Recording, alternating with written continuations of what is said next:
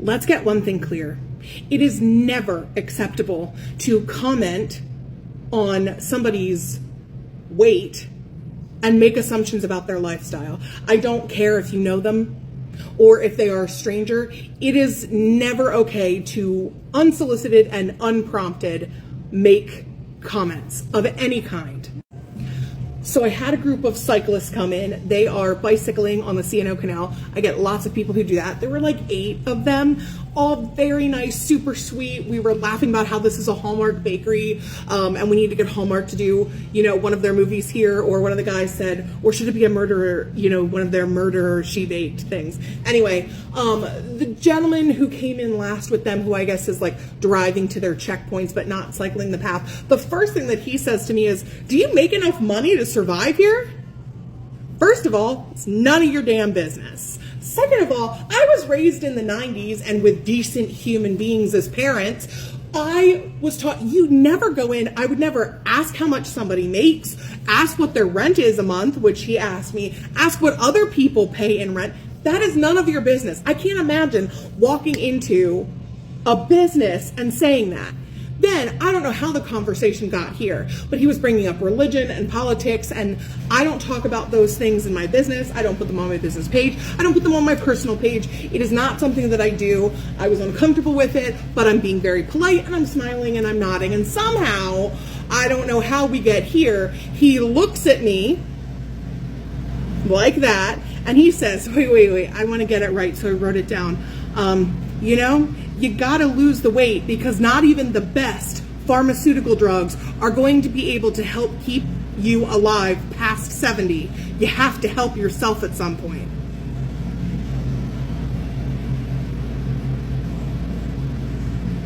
And then he went on to tell me the changes that I should make in my business to make it be more successful. And perhaps if I changed my profession, the first thing would be a bit easier. This is my favorite thing that people say online, but now someone said it to my face. You're right, this is all for show. When I'm taking a break from eating fistfuls of McDonald's, I inhale a sheet cake.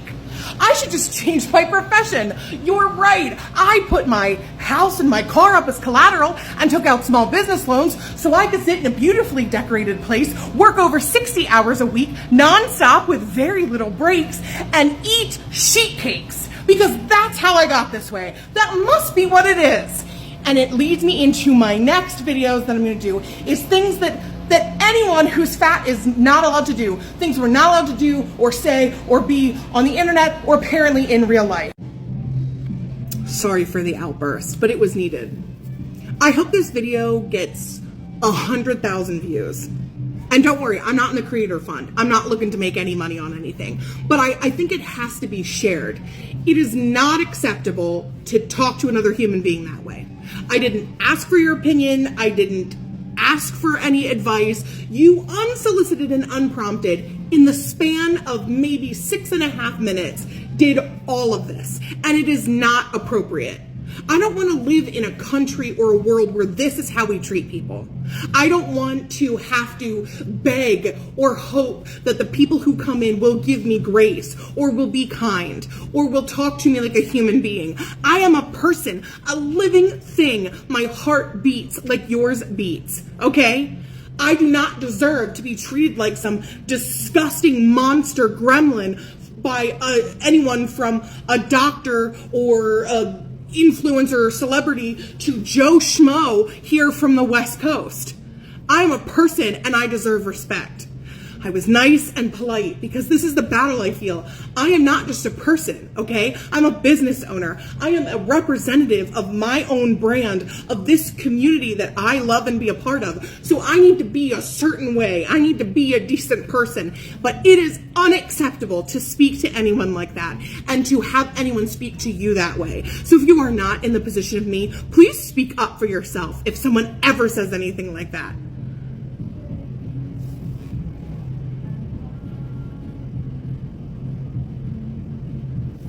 Why is there diet culture on the parking meters? Why do we have on the parking meters, sometimes I diet, don't feed me on the following holidays? Why are we promoting fatphobia and diet culture even on the parking meters in LA? it gets to a point. It really does get to a point. This is an issue and this needs to be fixed. West Hollywood, this is actually disgusting. It's not motivation, it's not concern, it's fat phobia. It's weight stigma and shame dressed up as health. It be the skinny people that don't go to the gym, smoke cigarettes, drink Coca-Cola, eat microwave dinners, that always got something to say, calling somebody unhealthy because they're big. How? Bookie Bear, you're unhealthy. The only difference is our body types are different. And I actually eat healthy. I actually work out. Isn't that crazy? Forever seeing comments on my beautiful big girls at the gym and some dusty person making a comment about them being fat. Sir, you wrote that while sitting on your couch. Tired of horrible human beings. Stop letting physical appearance get to your head because you're dying inside. Your soul is dark. You don't uplift. You talk down on people. Keep grinding, people. Keep pushing. People are going to treat you differently because you're thin. People are actually nicer to me. I had this fear in my head that people were treating me poorly because I was big, and turns out it's true. I am actually ignored because I'm fat. I am actually not taken as seriously because I'm fat. I am actually passed over for things because I'm fat. I am actually been missing out on all sorts of things because I'm fat. This fear is true, and it has been getting my face rubbed in it for the last 6 months, because all of a sudden I can say the same shit I was saying before in the exact same way, and people are going, yeah, you're right. I can say the same jokes, and people, they'll be like, that's funny. They're like, that's so funny, Chris. I'm used to getting on elevators. No one talks to me. I never get talked to on an elevator. And all of a sudden, why are you talking to me? People like you never talk to me, and you're talking to me, and I don't like it because I'm the same person that I was before. I'm just thinner. And you're going to, you'll have already dealt with that. When you hit your goal weight, you will have already experienced all that. That won't suddenly hit you then. That hit you before. Imagine waking up every day knowing that the world is judging you, not for what you do or who you are, but simply for the way your body looks. You go to school, work, or even the doctor, and everywhere you turn, there is a silent message. You are lazy, undisciplined, and unworthy. This is fatphobia, and it's quietly yet brutally ruining lives. Fatphobia isn't just teasing or mean comments. It's a deep-seated prejudice and discrimination against people with larger bodies. It shows up in the media that glorifies thinness, in workplaces where slimmer employees get promoted more easily, in healthcare where doctors dismiss or mistreat patients, and even in dating and friendships where fat people are often ignored or devalued. The consequences are devastating. Mental health suffers first, with anxiety, depression, and body dysmorphia thriving in an environment where fat bodies are constantly judged. Careers stall, relationships become difficult, and even basic healthcare can feel like a battle, with studies showing fat patients are often denied proper attention or blamed for their health problems. No one should have to earn respect by shrinking themselves.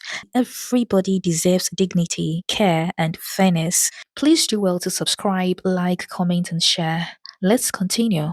The conversation I wish we could have about fat phobia is the way that we assume that everybody who is fat wants to be thinner.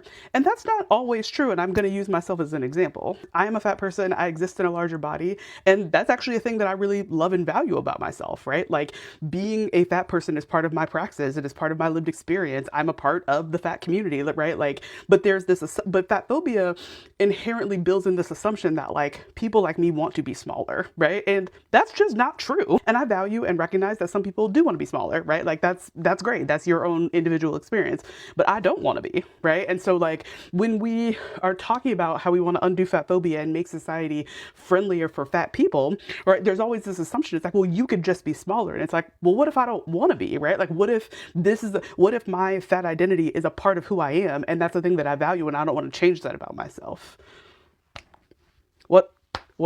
What then? And in fact, people like me are actively making the choice to be fat, right? Like, I could go get some Ozempic today. I could probably have it delivered to my house via Uber Eats, right? But I don't want that, right? And like, fat phobia doesn't allow us to have more complex conversations around fatness as an identity that people value, right? Like, you just make an implicit assumption that it's like, well, if you want to be healthy, whatever that means, you want to be smaller. And it's like, well, that doesn't always track, right? Because we assume that existing in a smaller body means better, right? But it's like, well, what about someone like me? It's like, I love what my body can do. Like I feel able-bodied. I'm able to do all the things I want to do. Like I just want the world to be more accommodating to me, right? But and we recognize that when someone's talking about like race and gender identity, right?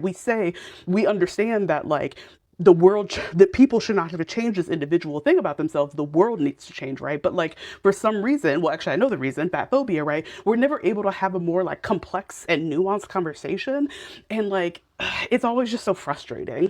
At 16 years old, I had my left ovary removed, cut out of my stomach, completely destroyed by a cyst due to medical neglect. I've been fat my entire life. I've been dieting my entire life.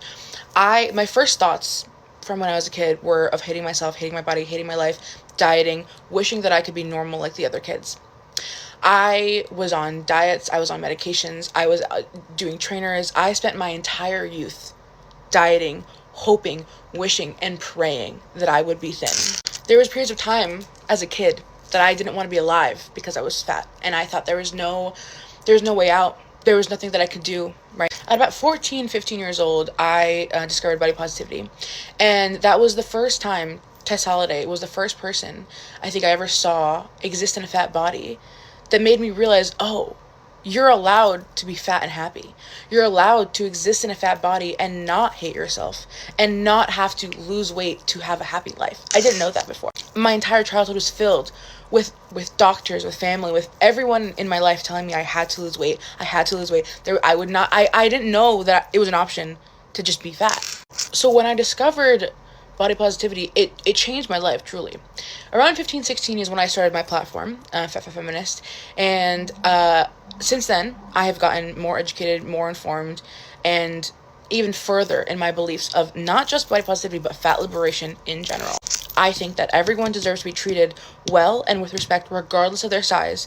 That is my core belief as a person. At 15 years old, my period was really irregular, and my family was worried. I was worried, and we would go to the doctor and we would say, "Hey, this is an issue." They said, "It's your weight. If you lose weight, then it'll be normal. Everything will be okay." I said, "Okay, but like I'm worried." This happened, a few months. Finally, I said, "Fine, okay, I'll lose weight. So I go to Bulgaria to a weight loss camp, and this is the second time I've gone. I went when I was 9, the first time. So at 16 years old, I'm at this weight loss camp. At this weight loss camp, I was there for about 3 weeks. All we ate was fruits and tea. It was a fruit and tea diet. You're in a mountain. There's nowhere else to get food. There's nothing else to do. It's just sit there and eat fruits and tea, and you lose weight. Of course, I lost a little bit of weight. Not only that, though, they do a full body workup. They check all the things, all the other reasons to why you may be fat. Because, shocker, it's not just calories in, calories out. And so they do a test on my ovaries. They do an ultrasound. And what do they find? A 15 centimeter cyst on my left ovary. Oh, okay, that's huge. That's horrific. Not only that, there was another cyst inside that. Okay, polycystic ovarian syndrome. That's found out at 15 years old. I had all the symptoms for polycystic ovarian syndrome. Was I ever tested for it? No, I wasn't. For those of you who don't know, PCOS has an imbalance of hormones, and one of the biggest issues is weight gain, hair, acne, all that kind of stuff. I come back to the States, and obviously we need it surgically removed. It takes about a year, so the next summer, I'm going to get it removed. At this point, it's 19 centimeters. And we go in for surgery. We have to do a test to make sure that there isn't cancer in it. They remove the cyst, and then I wake up and they tell me they also had to remove my left ovary because it was so damaged from the cyst it could not be saved. That experience, plus the surgeon and the dehumanization that I experienced from all those doctors and the way they spoke down to me that entire time, was one of the most radicalizing moments of my life, because I had been advocating for myself for an entire year prior to finding out about this. And if they had done their job, and if they had told me anything besides dieting and exercise as a solution, and if they had treated me for my symptoms and not my appearance, I would still have an ovary today. So to answer your question, yes, this is one of the most exhausting experiences of my life. And I've had no choice but to become an activist and to become educated on fatness and fat liberation and fat studies, because it impacts every aspect of my life. I am not free from other people's opinions on my body. They are actually life and death for many fat people. And once you open your eyes to the societal fat phobia that we all experience, it is hard to shut your eyes of them ever again. More than anything, I wish people would have empathy, have care, be kind to others, and listen when they are learning new information that they are not informed of. So I'll ask for some kindness. But personally, I became an activist not because I had this burning desire to be one, but because I had no other choice. So yeah, it might be difficult, but I wake up every morning and my first thought is not, I hate my body. I wake up content with my body and I can just be a person outside of my body. That is what fat liberation has given me. It has given me personhood. And that's what I want for everyone. I want all of us to not have to constantly think about getting smaller and thinner and live in a world that says that's the only thing that you're good for. That's what I want. And if you want to make this all a little less exhausting, you can be kinder when people talk about fat liberation and fat issues, even if you don't get them. The hate that people have for bigger people will never not piss me off because it feels like y'all are missing the point and y'all are using your own fat phobia to be able to remove people from the health care that they deserve, because that's truly why I'm mad. I don't care that people are like, oh yeah, no, I wouldn't date them or I wouldn't do this or da da da da. No. It's the actual ways that your biases are ruining other people's lives. That's the point. So people, anytime they see somebody that is big, especially when they're in the hospital, doctors tend to do this thing where they go out their way to attribute everything that they are going to the fact that they are a big person. You go to the hospital, you tell them, hey, I'm having sleep problems, and I'm coughing up way too much phlegm and my throat's always sore. They look you in the eye and tell you, you know what? You've had one too many burgers and hot dogs. I don't know what to tell you. Stop drinking syrup. They don't run no tests. They don't do nothing. They just write you a prescription of you need to lose weight. You've been having an allergic reaction for the past month and a half. They don't run no tests. They don't do nothing for you. They tell you, hey, just go ahead and eat some greens, baby. It might be the type of people knowing the stories that I hear, but I know some folks in healthcare, they tell me the craziest of stories. One of my homegirls, she tells me like, hey, this one patient, she walks in. It turns out she tore her ACL probably like a week ago. She goes to the doctor. She said, hey, my hip hurts, my knee hurts. I don't know what's going on. Can you help me out? They go hit her with the, you're a little bit overweight. If you lose like 30 pounds, the pain might go away. She tore her ACL. Honestly, bro, I'm going to say something that's been on my mind for the past couple of days, bro. And I'm just going to say it like this, right, bro? I think a lot of people in this world are fat phobic. I'm not going to hold you. Like, a lot of people take it to the extreme. Like, if you have 20 pounds, 30 pounds of fat, or you're a little bit chubby or overweight or whatever, right? They'll treat you like you're subhuman. You know what I'm saying? And I went through this a lot in my life, and it's weird. As the pounds get on, literally, I get treated worse. As the pounds come off, I'm looked at as a better person. You know what I'm saying? And I'm only like 7 pounds down from my journey. I literally started like 2 weeks ago. You know what I'm saying? But like, bro, like, I kind of just noticed that the treatment is a little bit slighter better. You know what I'm saying? A little bit slighter better. And it might be a placebo in my head, but I just be thinking, I'd be like, yo, bro, like, if I'm getting treated fucked up at like 200 something pounds, right? The low 200s, 210, whatever, right? Imagine somebody who's like 300, 400 plus. They're probably not even treated like a human. They're probably like, I even saw somebody get on the bus one time, and because the way they got on the bus, they offended somebody, right? Or whatever, just by how they got on the bus. And somebody literally got out their mouth and called them a fat ass. You know what I'm saying? And it literally just stuck in my brain. I was like, damn, like, you don't even know this person. You just fat ass. You know what I'm saying? Like, damn, like, what the fuck? All the hatred and shit like that. But I think it spins from the narrative of, like, not even just, like, you know, society itself and stuff like that, and animalistic behavior where, like, we accustomed to seeing attractive bodies more fit and stuff like that.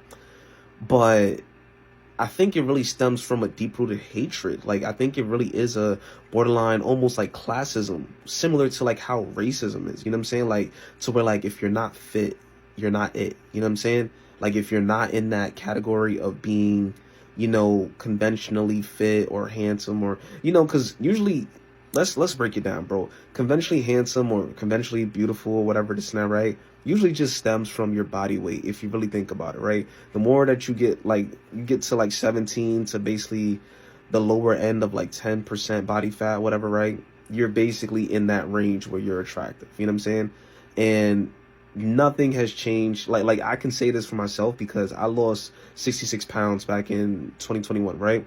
And at my lowest at the time, I was 187. And I was considered attractive. All of a sudden, I was getting attention, all this and that, right? I put on 10 pounds, 20 pounds, whatever, I noticed that attention going away. What I realized is that it was never that I was Uggs. You know what I'm saying? It was just the fact of how I'm perceived because the weight on me. You feel me? But that's different. Like your choice, or like however you perceive somebody with you know, a bigger, higher weight or stuff like that, that's cool and all. You don't have to date them. You don't have that, doesn't have to be your preference, right? But to actually like try to dehumanize these people and try to like make them feel lesser than a human because they have more body fat, come on, bro. Come on, bro. Like, I can't be the only one who thinks like that. You know what I'm saying? And people are like, nah, everybody on this internet lets us say, nah, I don't judge people. I don't this and that, right? But then you go out in public and so many people, even other fat people, are looking at you weird and shit like that. And it's like, yo, bro, like, nigga, you're fatter than me, bro. Like, chill out, my nigga. Like, you know what I'm saying? So it really do play in the psyche of people. I think people really don't like overweight people or people who are like chubby or whatever the fuck you want to call it. You know what I'm saying? So that's why I say I can only imagine for the people who are morbidly obese. You know what I'm saying? Morbidly obese. Because it's like, damn, you're probably living in hell. Every time you go outside or anything like that, people are judging you, looking at you a certain way, like the fucking Michelin Man or some shit. You know what I'm saying? And it's kind of crazy. Like, you know what I'm saying? Like, but I also wonder, like, with the people who are fit and stuff like that, right? Why do y'all judge people so harshly for not being as in shape as you are? You know what I'm saying? Why can't you just enjoy what you have and just mind your own business? Like, I always wondered that. So if someone can answer me that question, then that'd be cool. But that's just the video for today. It was just something on my mind.